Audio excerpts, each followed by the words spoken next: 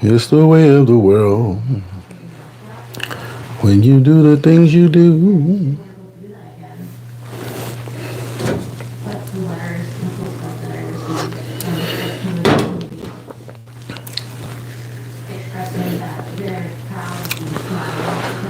Oh boy.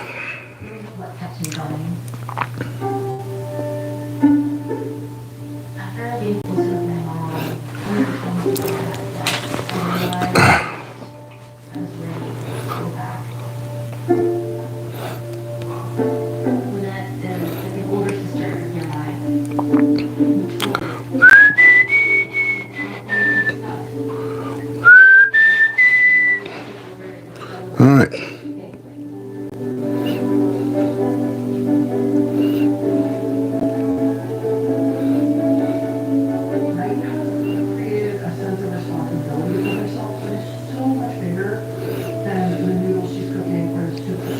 Well,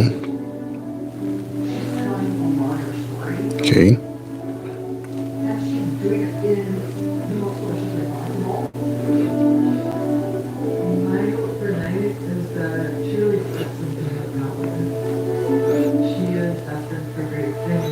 I should say the other way.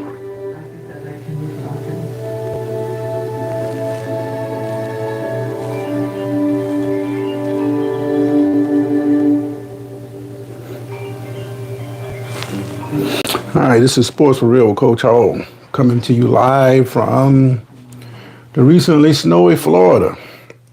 And, you know, when they get to talking all this weather phenom stuff, I get all excited because I know 9 times out of 10 that what they're predicting is not going to come true. We see that all the time with the hurricanes, and now the cold weather that blew through. It actually hit the state of Florida, but it didn't come anywhere near Jacksonville. I didn't see any ice or snow anywhere. I take that back. I did see some guy with some, on the lower part of his windshield, I did see some ice there, but I don't know where he was coming from. But it didn't hit Jacksonville, as far as I know. But it's just another example of how all these people down here get all excited. And they have knee-jerk reactions. They close the school, and it's going to be a disaster. And then the weather was no different than it was yesterday.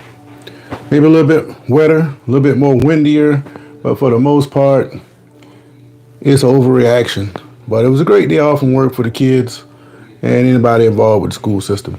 But today, just want to come on and talk a little sports with you. The question is, on the poll is, will Kansas City three-peat? And will these NFL teams make the correct hires? I just got notice that Aaron Glenn, the former defensive coordinator for the Jets, he took the job with, former defensive coordinator with Detroit, has taken the job with the Jets, the team he used to play for. Ben Johnson, he took the job with the Bears, everybody's hot candidate. But a lot of people are up in arms about these two coordinators and the way that they left. Apparently, they had already knew ahead of time that they were going to take these jobs, but it got everybody else in suspense. And another thing about it, these rules they put in place, like the Rooney Rule, they do that because they have to check a box, and nobody really wants to do it, especially the candidate, once they get the word that you just interviewing me because you have to follow some league procedure.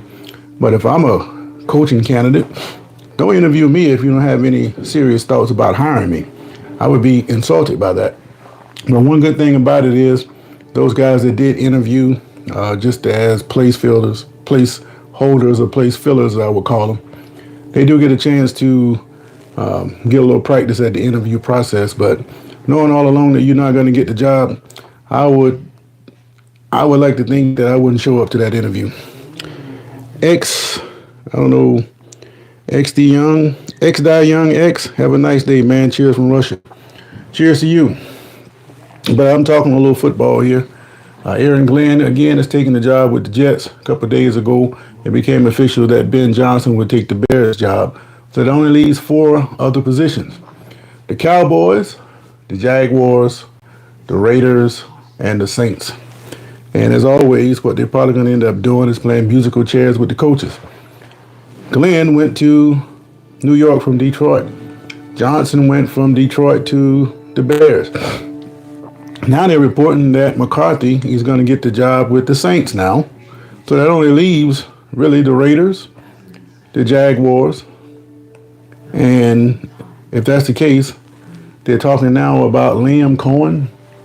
I don't know too much about him, but he's supposed to be the front runner there. And whether he gets the job or not, I don't know. And the big job is the Cowboys. Who's going to take that Cowboy job? Everybody's talking Kellen Moore now. But the trend with Dallas, I don't know if they're doing their due diligence or not. I think they just want to hire who they want to hire, regardless of what the overall public thinks about it. McCarthy was a good move, but the only question marks you really had about him was, would he be rusty after being out for a while? But I don't know. But I think that Kellen Moore is an inside track. I never thought Deion Sanders was a serious candidate for that position. But we'll see how that plays out. Ricky Rick said, my brother, what's going on? How you doing, man? I ain't heard from you in a while, man. You Ravens fans. You give me hell when my Steelers got whipped by y'all. But, very few of y'all come on and say what happened the other day, man. Speaking of the Ravens, a lot of people are giving Lamar Jackson hell for that pass that he threw to Andrews for that 2-point conversion. They're saying that the timing was off and he threw it too hard. Well, the timing may have been a little bit off and it might have been a little bit too hard for the Cole, but at the same time, it hit him belt level right in the stomach. You're supposed to catch that if you're a professional receiver. So I'm not going to put that on Jackson. He could have probably worked to throw a better pass, a more perfect pass, but I didn't see anything wrong with the pass, except for maybe the timing. Now, I did see that when Andrews tried to catch the ball and plant, he slipped. And that might have led to the ultimate reason why he dropped that pass. But who really knows? If the league is fixed like they say it is, maybe he was paid off, or the Ravens were paid off to make it look good and turn the ball over, keep it close, but lose in the end. Who's to really say? I don't know. All right, Rick said I've been working on some top secret stuff for an inauguration. Not hiding it all. Well, I hope it worked out for you. But what are the Ravens going to do now, man? They dropped that 2-point conversion the other day against Buffalo. I think it didn't come down to that. I think it came down to those 3 turnovers during the game. That's why the Ravens lost. But to put it on Jackson, I can't do that. Now, I will say this, Rick, and I said this before. I give old Lamar Jackson hell about not being able to throw the ball when it counted the most in the playoffs when the season was on the line. Well, this season was on the line the other day, and he drove him 88 yards down the field to put him in position to try to tie that game. He did his job, so I can't give him hell about that anymore. What he still needs to do now is to be more consistent.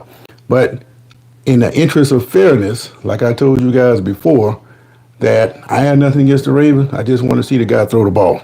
All right, Ricks, I don't see how anybody blames Lamar. Well, they are. They're saying that 2-point pass he threw to Andrews was off. The timing was off, and it was too hard.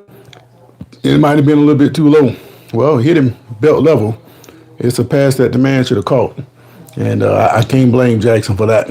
So he got some points with me, but at the same time, he didn't get the job done when he needed to. And you can win all the MVP awards you want and rush for all the yards you want, but if you don't do it when you really need it, then that's going to take away from your image. Look at Aaron Rodgers. They roasted him. He got a Super Bowl championship, and they still roast him. So if Jackson don't get his team to the Super Bowl at least, I don't know, man. But it's going to be interesting to see how things take place. But I like the idea of McCarthy going to the Saints.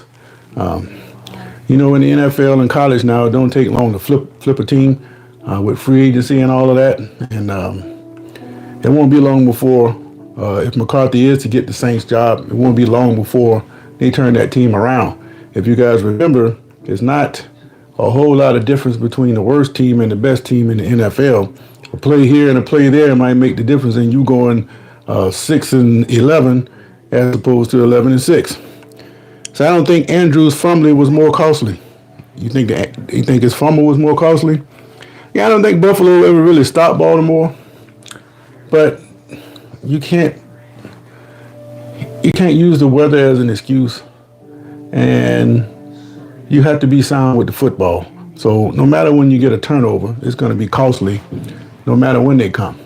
You can't say that Andrews fumble was more costly when Jackson fumbled and the guy picked it up and that led to a touchdown. That is just as devastating as what Andrews did.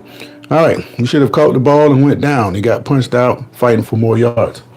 Well, again, if you're a competitor, you're trying to make a play.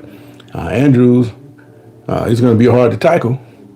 He gets those inches when you need him for that tush push thing. So the man's a competitor. He's trying to get all he can get. I can't fault him for that either. I just think it just wasn't Andrews' night, man. And if you go back to a couple years ago when Henry was with the Titans, that night they went into Baltimore, and Baltimore had lost maybe 1 or 2 games that year. They were the top seed. All during that year, Jackson would throw the ball. His passes were way off. Those receivers made him look real good. Willie Snead and all them dudes made him look real good with the catches they were making. That night, he threw better passes, but they dropped the ball. That game reminded me of what they looked like the other night against Buffalo. You got to have a complete team effort. Even when Jackson plays well, somebody else messes up. So what can you do about that? Except keep on playing. But I told you guys before, this entertainment thing, it's more a detriment to the fans. When you're young and your ultimate objective is to take care of your family, they're going to listen to all this criticism that we're talking about. They're going to pull up that electronic bank account, look at all those zeros that they're getting. They're going to look around, make sure everybody's eating in their family. They're going to log off. They're going to go about their business and get ready for next year, because that's what it's all about. Making that money, taking care of your people, and moving forward. All right, what do you think about the Commanders? Well, the Commanders seem to have that magic ride going. They kind of remind me of the Minnesota Vikings of 1987. Let me tie it all together for you. That's the year that they had Keith Millard, and I don't remember who the quarterback was, but they end up losing a couple of games and they end up backing their way into the playoffs. So Millard, he was basically complaining that they, pretty much backed themselves into the playoffs, but he didn't say or acknowledge the fact that they had made the playoffs. Well, what the Vikings ended up doing, they went down and beat a highly talented New Orleans team on the road. Then they went to San Francisco and blew out Joe Montana. And then they went to Washington to take on the Redskins. Well, a lot of people thought it was a fluke that Minnesota was there, but that's a game that they were right there to win. And if Darren Nelson don't drop that ball going in, Minnesota would have went to the Super Bowl. This Commanders team remind me of that Minnesota team. So when you upset your way through the brackets, one or two things are going to happen in the championship. Either you're going to continue to play like you played to get to that point, or you're going to wake up and your coach is going to turn to a pumpkin and you're going to go back to where you were earlier in the season and you won't play very well. In other words, the spotlight is going to be a little bit too bright for you. And I reference that to TCU because that's the way TCU played a couple years ago when they got to the college championship. And when they got there, they realized, hey, man, we might just be in the wrong place. Georgia had advantages pretty much across the board, but so did Michigan. That's a team they could have played with had they mentally showed up to play. That game was over with before it even started. And you got to play the same way you play to get you to certain points, man. Otherwise, you're going to embarrass yourself. You've been out D.C. all week. The town is going crazy, as well they should be. It's been a long time since they've been in this position. A lot of things tend to go in a lot of ways that they went in the past. It was Detroit that the Commanders beat to get to this point. It was also Detroit, the last team they beat when they was at this point. They beat, I think Barry Sanders beat them up pretty good to get to that Super Bowl the last time they won it in 91. And that's the year they started out 10-0. Got beat by my Steelers the next week, but just had to throw that in there. But yeah, the Commanders got a good shot. They just got to show up and play the game. But if you look at the way Daniels is playing, he is playing the way that he played in college, which means he's running the same kind of offense that he's playing in college. Now, if you look back all over the history of rookie quarterbacks who's supposed to come in and be the savior, They never ran the offense that they ran in college. They had to learn a completely different style of play, and people expected them to produce right away. Well, if you're learning a completely different style of play, it's going to be some time that you're going to need to get yourself on a level to play. But a lot of times they change the offense on these guys, and they can't measure up to that. Very few guys have performed at the level on a rookie as Daniels. Marino was pretty good. Roethlisberger was pretty good, but he kind of held his hand. But Daniels is doing the exact same things he did at LSU. And that's because they didn't change the offense on him. And that should stand as a lesson for teams moving forward. If you're going to draft a quarterback, bring somebody in that's going to put the same kind of offense that got them to that level. Look at Caleb Williams. Caleb Williams got the same ability to throw on the run in much the way that Daniels does, but his offense is a lot different from what he ran at USC, and that's what's holding him back. But once he gets acclimated to the league, he's going to start playing a lot better football. So I think these coaches that they hire, they need to bring in a system that fits their quarterback instead of trying to shove your system down the quarterback's throat. And that is consistent over all levels of football. And I think the biggest error that high school coaches make, they'll come in and they'll start, they want to run everything everybody else is running, but they don't have the same personnel everybody has. And they wonder why they struggle. But if you do the things that your players' talent tell you can do, then you will be a lot more successful. And I tell you this, there's a lot of talent on every team that they can be winners. I don't care if you were 1-9. If you play the right system and use all the talents that your team has, then you can win. All right. Yeah, they did the same with RG3. Yeah, but the problem with him, he got hurt. And as long as Daniels is able to run around and make some plays, they're going to be all right. But it'll be interesting to see how this championship game goes. I think you have to play the Eagles the way they're playing right now, the same way that you play the Ravens. You have to stop the run between the tackles, meaning Barkley, and then force Hurts to beat you. And right now, I don't think he's playing that great of football. His biggest asset is on the run. If he can get loose and hurt you with his legs, then that's gonna kill you when you add Barkley to the mix. But if you take Barkley away and force this guy to beat you with his arm, things get very interesting. Not saying that he can't throw. He can throw. He just don't seem to be playing very well right now. And I think it's going to come back to bite them at some point. I know they like another shot at Kansas City, but Kansas City got problems of their own, man. Yeah, Hurts is off for sure. Kansas City's got a whole lot of problems, mainly that team called Buffalo. And I think Buffalo's got the same kind of magic that the Commanders have, except they were expected to kind of be here. A lot of people didn't think they can beat Baltimore because they were undersized, and Baltimore did push them around a little bit. But I think Baltimore didn't handle the cold weather as well as Buffalo did, and that was, to me, that was the difference in the game. I just can't see any other reason why they lost. But that's the beauty of football. You got one shot. Now, this was basketball. The Ravens will wipe that off, and they'll adjust a little bit, and they come back, and it'll be a completely different story the next couple games. But football, thankfully, you only get one shot, and that's all you really need in life is one shot. You just got to take advantage of it when it comes. But the Saints, I like to see what they would do with their quarterback position. I don't think they have a pure starter there. I don't know if they really believe in Derek Carr. So it'd be interesting to see what McCarthy does with that quarterback position. But the draft is going to determine what really happens from this point forward. Now, I thought that New England had the top pick, but I can't remember if New England won that last game against Buffalo. If they did, that would be the reason why they don't have the top pick, but I got to go and research that. But I know going into that final week, New England had the first pick followed by Tennessee. But now they're telling me Tennessee has the top pick. So I think Travis Hunter is probably going to be the first one off the board because that's a player you can use on both sides of the ball.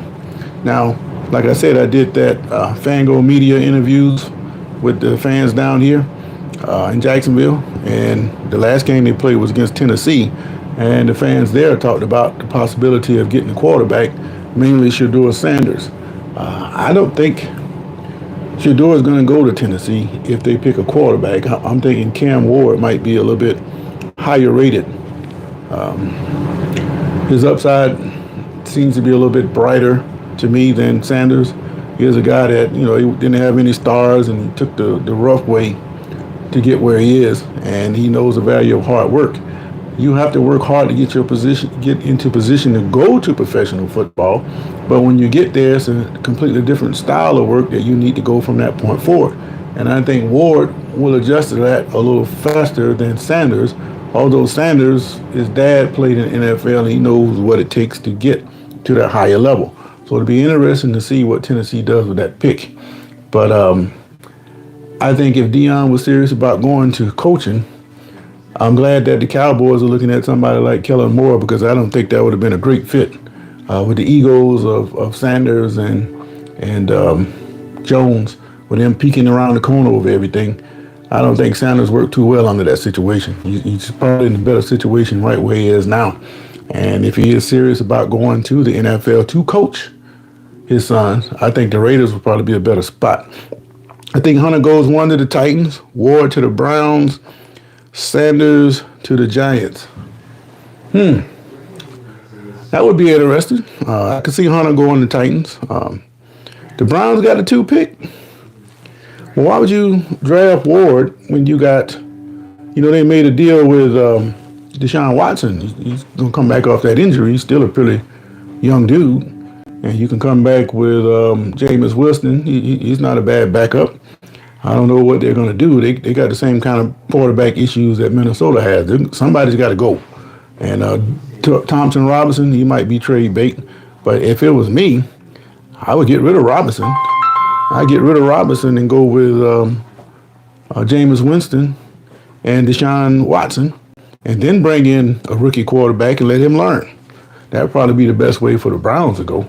But they need to keep Myles Garrett. He said he don't want to rebuild, and they get a few pieces in there, the Browns can be competitive, and that's all they want. But if they get rid of Garrett, then you know that they're going to be rebuilding. So you can forget about the Browns next year if Garrett's not on that team.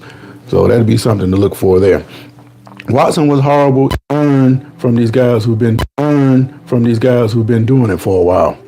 All right, but Watson, he should get better the more reps he gets. He took his money that he was getting and restructured his deal a little bit to make sure that some other guys can get in there too. So that would be an advantage to the team, and it shows you that this guy's somewhat of a team player. But how much money do you need? So it makes solid sense for these guys to spread the money around a little bit. And I think that's what's going to happen with the Browns. But the Giants, they're going to throw Sanders to the fire if he does get there. The only problem I got with him is his escapability. I see those college guys run him down from behind, and they don't have that same hunger that the NFL players have. So they can track him down and beat him up. What do you think the Eagles going to do to him? So it's a question that needs to be asked. They're going to have to look at him thoroughly. And a lot of people are high on him, but a lot more people are not so high on him. And I think the reason why they wouldn't be high on him is not because he can't lead a team or because he don't have the arm strength to play. I think it's escapability is what's going to slow him down. But there's been a lot of quarterbacks over the years that couldn't escape either, so it's a good question. Rick said, I think Sanders is trash. Tell me why you think he's trash, Rick. A lot of people will agree with that. Some people are saying that he's not going to be any more than a practice team player. I don't think he's going to be that because of the fact his dad going to put him in a position where he's going to at least make the roster. I don't think he's going to be a practice team player. But I would say that Jalen Muro, he would be lucky to be a practice team player because he needs some more work, in my opinion. And I think that he should have stayed in Alabama or went somewhere else in that extra year so he can get some more playing time. But he's not NFL ready to me. And all the games that they lost had to do with the untimely mistakes that he was making.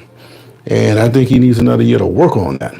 So if he gets on the team, he's going to have to work doubly hard to make it. Otherwise, It'd have been a mistake. He could have been in college making a couple more million with that NIL like everybody else is doing, and it wouldn't matter if he made it to the pros or not because he already be set up for life. Well, I don't think he's trash. I think he's a little overrated, but he's going to have to find some mobility. Otherwise, it's going to be tough sledding for him. But if you protect him, he can throw it.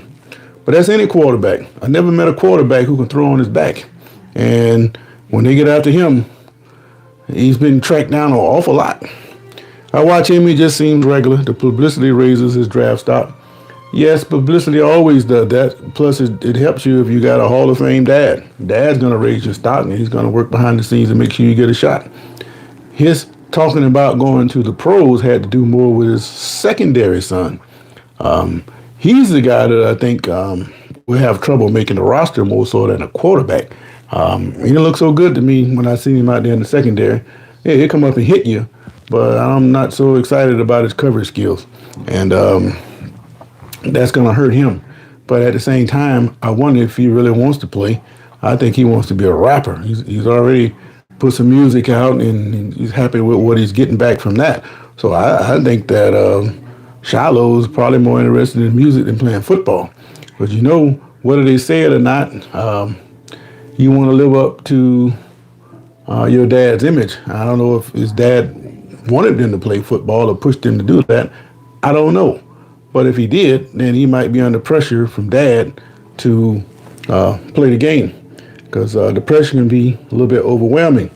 If you saw the other day, his daughter transferred out of Colorado to go to Alabama A&M, and Deion surprised her at a game the other day.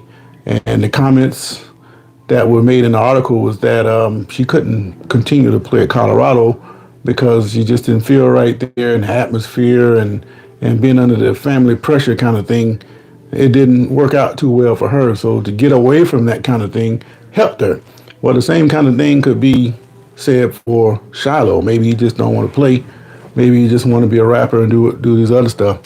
He's going to be all right either way it goes because he's got positive feedback from his music. So I don't think he's really concerned about making it to the NFL. Rick says Cam Ward is easily a few tiers higher than Sanders.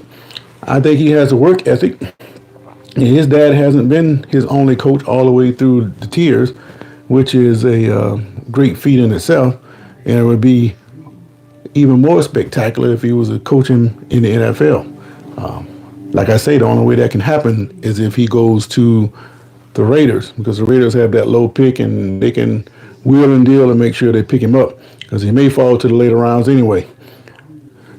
Cam Ward better, both can have success. That is true. And I like the boy from Alabama better than Shador. Are you talking about Miro? No, man.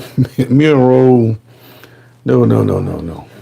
Miro is the same kind of player as Jackson, except he ain't as shifty as Jackson. He's got good speed, and he might be on a level of passing level as Jackson was when he first come in the league.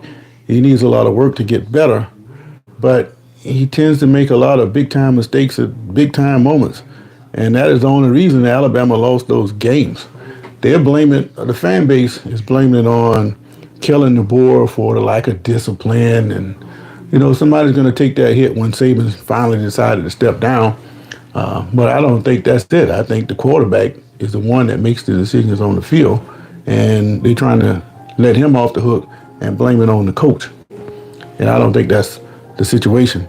Now, I tried to I had a Alabama fan lined up to come on the show, but I can't never seem to connect with him when it's time to go on. I called him right before I came on, and we were going to talk just about Alabama and the quarterback situation there and what the SEC can do to now catch up with everybody else. Because if you hadn't figured it out by now, the SEC is in trouble. This is not a fluke that the SEC team didn't make the championship, and it's because the field level is more level now. By that I mean Alabama, it's been rumored that all those teams in the SEC been paying players under the table for years. Now that everybody else is doing it, it comes down to the highest bidder now. And if they're paying $10 million for a quarterback at Duke, What do you think they're playing at Michigan? There's big money everywhere. And these players now are going to the highest bidder. And they have no loyalty to the SEC or anything else. You know it's bad when players transfer from their rivals and go play against their old teams. I mean, that's the thing that I can't seem to understand. So if it comes down to money, all bets are off. All right, he does make big mistakes, but he makes bigger plays than Sanders. Well, he's been on a bigger stage than Sanders, so we really can't say that he's making bigger plays. Sanders makes some big plays, keep his team in the game, but he hadn't been on that national stage like Miro has. You know, you're going to see Alabama nationally 4 or 5 times a year, and if they make the playoffs, more than that. But Sanders, he gets his opportunity to get on a bigger stage, and let's see what he does. But I think it's going to come down to his mobility. If he can escape and get those passes off, then he'll be okay.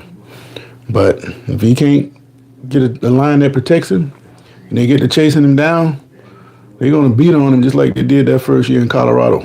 And that's not good for any quarterback to get beat on. But luckily for him, you breathe on a quarterback wrong now or hit him not quite the right way, then you're going to get a penalty. See that penalty they called on Houston the other day against Mahomes in the first quarter. That is ridiculous, man. They really need to do something about these rules, man.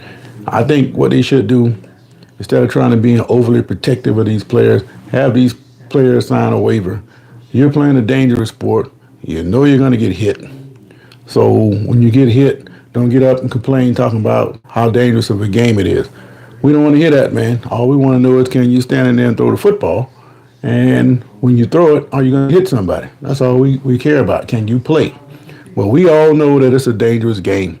But to call these frivolous penalties is hurting the brand of the league, man. Eventually, it's going to be like the NBA. People are going to stop watching because you already know the outcomes a lot of times before it happens. All right, roughing the Patrick. Well, again, I say to that this.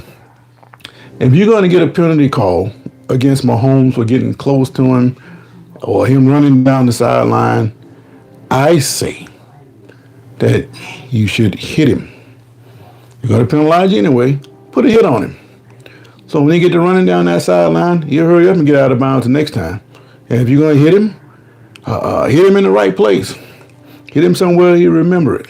Now, I'm not saying where to hit him or try to hurt him, but put a big hit on him, and he'll think twice about it the next time. All right, the no call on that hip drop tackle was wicked. Which hip drop tackle are you talking about? I kind of missed that one. Are you talking about Houston again, or are you back to Baltimore? And you also said that Saban is overrated. No, I think Saban is a pretty good coach. Now, it's interesting you say that because he just was on the Pivot podcast, you know, with Fred Taylor and Clark and what's his name, Channing. They just happened to do that interview right after the first round of the playoffs, and he was talking about his coaching style. He's not saying that he ever took. Actually, he said he never took a bad player and made him great. What he did was recruit good players, great players is what he said. And that goes back to what they say in high school. It's not about the X's and the O's, it's the Jimmys and the Joes.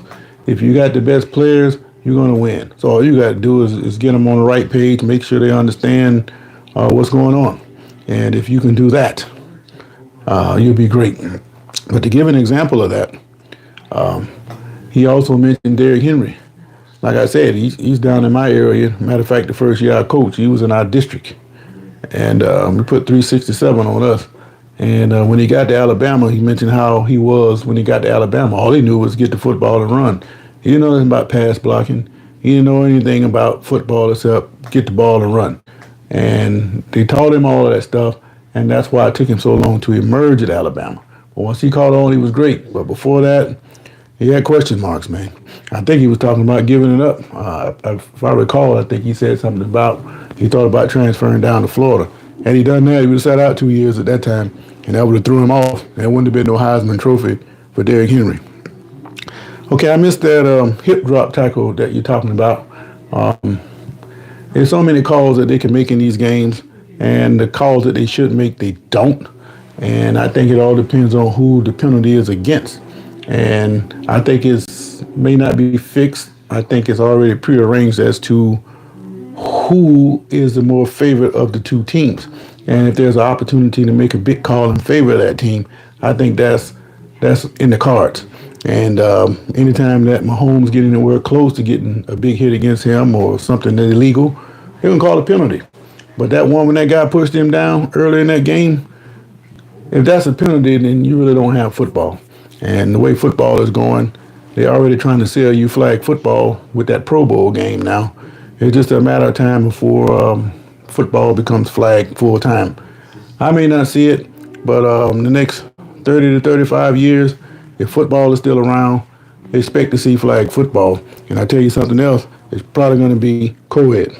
All right, is he a good coach or he just had the best players? Well, he basically said he was a great motivator, but he had the best, a lot of the good players. He did say that. So maybe he's telling you he's not that great of a coach. But you got to have them. You got to have certain things. You got to have little things like discipline, and you have to make sure things are done consistently.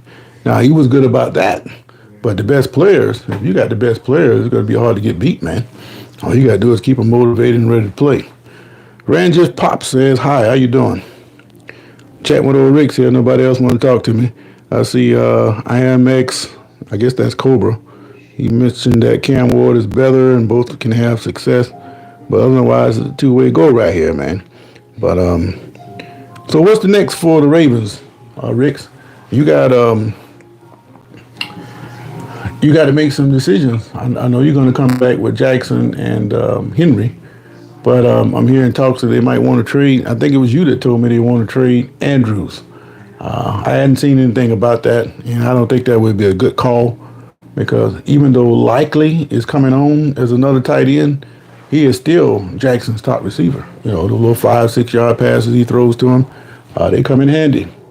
I think what Jackson needs to do is find a way to make more completions downfield. I'm not talking about guy catch the ball 6-7 yards and run 15-20. I'm talking about hit him in stride 20-30 yards down the field. Those kind of big plays. He's got to get better at that. Well, I don't think you think they should cut Andrews. Well, Likely can fill his spot, but you still gonna need somebody to make those catches that he made. Likely is more athletic than Andrews, and using both of them is an effective technique. I think the question is, what is Pittsburgh gonna do to combat what they saw this year against Pittsburgh? A lot of people didn't see the Ravens being as dangerous as they were when they added Henry, but it made solid sense. Because if you're going to run, why not get a guy that's great at running the ball? And I knew they would be dangerous. But Pittsburgh, I thought they had the formula to stop all of that. But now he's talking about reinventing himself and coming up with a whole different approach. He's going to have to, or Tomlin's time is going to be up in Pittsburgh after next year. Ironically, Andrews is unrestricted free agent. Well, do you think he want to come back to Baltimore? Me, I'm a prognosticator. I got to go and look around, and I want to see which team is on the rise. I would say Houston, but I got questions about Houston actually getting over the hump with this group that they have now. Buffalo, Allen seems to be the centerpiece there. But what happens if he gets hurt? If he gets hurt, then who are you going to have to come behind him that can be just as effective? So I wouldn't want to go to Buffalo. Plus, it's too cold up there every day. One game every now and then, that's okay. But living up there, no, I don't think I want to do that. And I don't know. Kansas City, how much longer does Kelsey have? I don't think he has too many more years left. Then you got a young quarterback. He can play quarterback, for 20 years now, especially since you can't beat on him. So Kansas City might be a destination, and they're going to keep on winning as long as they have Mahomes. All right. Trent Bohm says hi. Rick saying we don't want him anymore. Well, I can imagine you don't want him anymore, and I know why, because you're blaming him for that drop pass that cost you the game. But a lot of other things happened leading up to that for you to lose that game. I think the biggest thing, they got away from the run too much in Baltimore. Now, granted, they didn't run Henry a whole lot during the regular season. I don't think he got very many games where he went over 20 carries. But I thought they were saving him for the playoffs.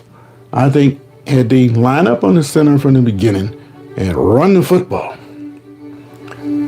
continue to run the football, because this guy gets stronger as the game goes on, then we might be talking about a different result. But that's not what Baltimore does. I don't understand. Now, it's interesting they're talking about Todd Monken might be a coaching candidate somewhere, and there might be time for Baltimore to get a new approach themselves. Trent says he's a Broncos fan. I think I talked to you the other day, Trent. That was a good job that Peyton did. I think Peyton has shown himself to be a prick, especially with the way he handled Russell Wilson last year. But, the thing about him, he's always been a good coach.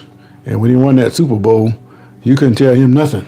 That's why he started calling out the officials. And now, how can you call out the officials and then expect to get a better result the next time you get that same crew? They're going to make a bad call just to piss you off. But he put himself in that position because he's almighty Peyton. But like I said the other day, somebody's going to hit Peyton in his mouth. And by the grace of God, Russell Wilson didn't have that kind of personality to do that. But there are some players in the NFL, if he try to dress him down like they did Wilson, it's going to be a fight on the sideline. And Peyton, I don't think he's in shape to deal with these NFL players, man. All right. If Monken leaves, you would take a step back, and Andrews has not been the same since Likely arrived. Well, they don't use Andrews as much because Likely is a threat. He's a good player. And you always want to go younger if you can. But I don't think that he's dropped off a whole lot. Remember, he's been hurt. So, I'm from Florida. If Monken leaves, they're going to have to come up with a new approach, man. They're still going to run the football. But I think a good coach is going to run Henry enough to make sure that running game is effective every day. Now, Jackson, I still think he runs a little bit too much. And eventually, like RG3, somebody's going to put a hat on him, and he's going to be out for a while. And that's going to set him back, because when he comes back, he won't be the same kind of player. So that's why I've been advocating that he becomes a better passer. If he keeps getting better throwing the football from the pocket, then he becomes a more dangerous player. I'm not saying I want him to get hurt. I don't want nobody to get hurt. But that's just football. You keep running, eventually you're going to get something twisted up in there. And I don't want my quarterback running too much. He runs too much. All right. I don't know why Randy asked me that. Lamar really does. You don't think he does? He don't run that much? Shit. Now I can see if this was high school or college. But those linebackers, they come across in a bad mood, man. And you're going to turn back at the wrong time one time, and you're going to get a big shot put on him, and you're going to have to come get him. Mark my words now. Quarterback is not as sturdy as a running back. And he's going to get hit one of these days, and you're going to notice it immediately. And he's not going to be the same. Now, the other night he got kneed in the back. I think Pittsburgh got him with a knee in the back. It wasn't intentional, but, man, that hurt. And that's the kind of stuff that happens when you get on the bottom of them piles, man. So if he keeps running, he ain't 22 no more. He pushing 30 himself if he's not already 30. And so he's going to have to do it with his arm, man. All right, his preference is to sit in the pocket. Well, again, the older you get, of course, you want to do as less running as possible. But at the same time, I think that has to do with people saying that he can't beat him with his arm. Guys like me. And what's that got to do with his safety? I mean, if you don't have it in the pocket, then you need to take off, whether you want to do it or not. And that's all I'm saying. The more a quarterback runs, the more he exposes himself. And if you notice when Mahomes runs, he's not taking those big hits like Jackson does. Even the small ones add up. It don't look like it hurt, but those be the ones that hurt. The little small ones that just hit you with the face mask or land on your hand or something. Those are the ones that hurt, man. The big hits, they don't hurt as much. Only thing you have to do is make sure you see the guy. Now, if you don't see him and you get hit with a big shot, now that hurt. But I never got hit with a big shot that I didn't see. I got cheap shot at one time, but I was lucky enough to survive that. All right. I'm coming to NSU this March to pursue masters. How is Florida? What's NSU? Nova Southeastern? Florida is right now, we're under snow, man. It's snowed out in Pensacola. Now that's almost 400 miles from Jacksonville down I-10. And that's a lot closer to Alabama than, say, we are. It usually gets colder that way anyway, but it was supposed to hit this area, but I don't think it crossed too far into Florida. And then the closer you get to the beach, it's going to warm up anyway. So where I am, I didn't catch any snow. Yeah, man, it snowed, man. Emmitt Smith from Pensacola, his hometown got hit pretty hard. They got a couple inches, man. And I think they got some in New Orleans, Mobile, all the way up. Yeah, it snowed pretty good, man. Matter of fact, they closed the schools and a lot of city government offices. Gave me a break today, so I'm all right with that. But it hadn't snowed in Jacksonville since '89. And I think it snowed one other time in my lifetime that I recall. That was about '83. And by the time it hit the ground, it only lasted about 30 seconds. And when it hit the ground, it was gone. But that was in the early '80s. When in '89, they pretty much shut the roads down here. But yeah, they got a couple inches down here, man. That's kind of odd. But the way that people react over these weather incidents in Florida is ridiculous. They tell us a hurricane is coming 3 weeks out. And by the time it gets here, it's a regular old rainstorm. So I don't get the overreaction. But that's the way they do it. I have no control over it, so I try to play along. But was it necessary to close the schools today? No, not here. Pensacola, yeah, maybe. Up in Georgia, across the line, yeah, a lot of those places got hit because the people aren't used to driving in that kind of weather down here, so I can understand the safety hazards there. But if it don't snow and if it's just 30 degrees outside, case in point, people in Baltimore, if it's every time they got 30 degrees and they close the school, then guess what? You'll never go to school. All right, I was on vacation in Florida once and met an older lady from New Orleans who had never ever seen snow in her life. Well, if she's still in New Orleans, she saw some snow because they got some. Just pull it up on the internet and look at New Orleans. Bourbon Street got hit with snow. Pensacola, they still got parts of I-10 shut down going into the next county, Okaloosa, Milton area.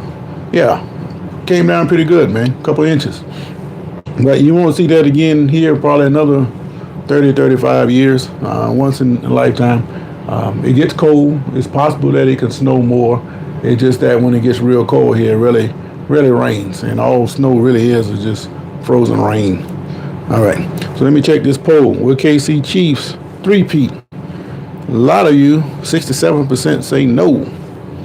I don't know, man. I think every time they come up with these things about what a team can't do, they try to make sure that a team does it. I remember they started talking about Alabama. They never had a Heisman Trophy winner, and that's when Mark, what's his name? Mark played for the Saints on TV now. He won the trophy. Now Henry's won the trophy, Smith won the trophy, and all that started with Mark. That year, everybody talking about how Alabama had never won a trophy, so that brought the hysteria to get them the votes to get that trophy. I can't imagine 20 years no snow. Yeah, Mark Ingram. Well, it would be great in Baltimore, but, it would be strange up there. But, yeah, it's been 35 years since they got snow down here. So, but like I say, it's a rare occurrence, especially in New Orleans. Normally, it don't go that way. It's snow at Shreveport, maybe Alexandria, but New Orleans, no. That water coming off the Gulf is going to be warm enough to prevent that. But, yeah, they got some snow in New Orleans, Mobile. I believe Tampa got a little bit, which is kind of strange because Tampa is more south than we are. So, go figure. But, yeah, a couple inches. But KC, will they repeat? I don't know, man. I think that that's what the NFL really wants. The last time they were talking about what a team couldn't do is a team winning a Super Bowl on their own field. And the reason for that is, they moved around so much and it was only in certain places. And Tampa, they wasn't good enough to win anything for many years. We get mad if it doesn't snow on Christmas. Well, I'll tell you what, Rick, I think you might want to stay away from Florida because there's been many a days when it's been 90 plus degrees down here for Christmas, man. I remember as a kid, that started to change probably around 85, 86, and the weather started getting warm. And ever since then, it's been getting a little warmer. But generally, you can expect anywhere from 75 to 90 degrees on Christmas. Now, this year was pretty cool, but for the most part, it's hot down here. So, if you want a hot Christmas, plan on coming this way, man. But yeah, I understand the traditions of the snow and all the advertisements they get about Christmas time and that time of the year. It wouldn't fit if it was hot. But if you're in Florida, count on a hot Christmas, man, because that's just the way it is. But anyway, I just wanted to come on, man, talk about these coaching hires. Aaron Glenn to the Jets, that wouldn't be a bad job. It doesn't really matter who the coach is, as long as the team, the players don't turn against him in the locker room. And he has decided that he wants to keep Rodgers if it's possible. Rodgers may want out. He's kind of an eccentric kind of fellow. He got a little Netflix program on called The Enigma of Aaron Rodgers or something like that. And I'm on my second episode right now, and he's into all that, not Buddhism, but, sitting around the campfire kind of thing and, down in Costa Rica. He's an interesting fellow, to say the least. And who knows if he wants to come back to New York or not, but Aaron Glenn said he wants to try to make a way that he can keep Rodgers. And why not? That's a little extra bargaining chip down the road. Plus, you got all that experience right there. All you got to do is keep him standing upright. So that would be a good move for the Jets. McCarthy, they're saying, is probably going to end up in New Orleans. That would be a good hire wherever he goes.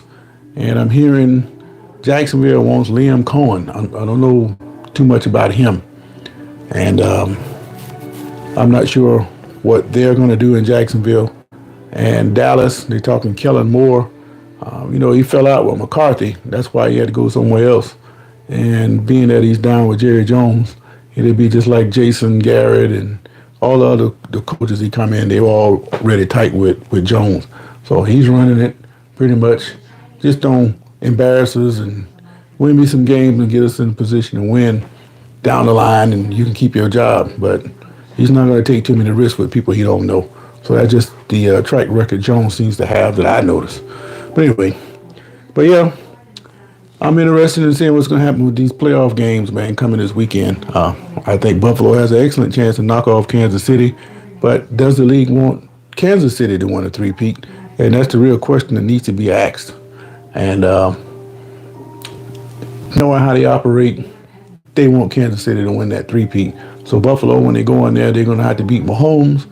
They're going to have to play the way they played against Baltimore, and they're going to have to overcome the referees because there's going to be a couple calls in there that's going to be ridiculous that goes against Buffalo. They're going to have to overcome that, and they got to know going in, this is what we're going to face. And I think they'll be ready to play. So, having said that, I appreciate you guys chiming in with me. Ricky Ricks, Ranzer Pops, Trent Bourne. You got to get you a new team with them Broncos. I know you did pretty good, but come on over with them Steelers, man. And Ranjif Pops chimed in to say hello.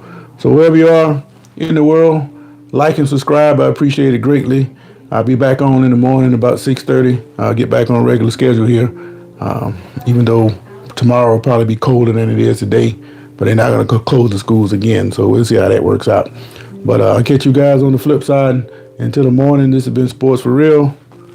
I'm out.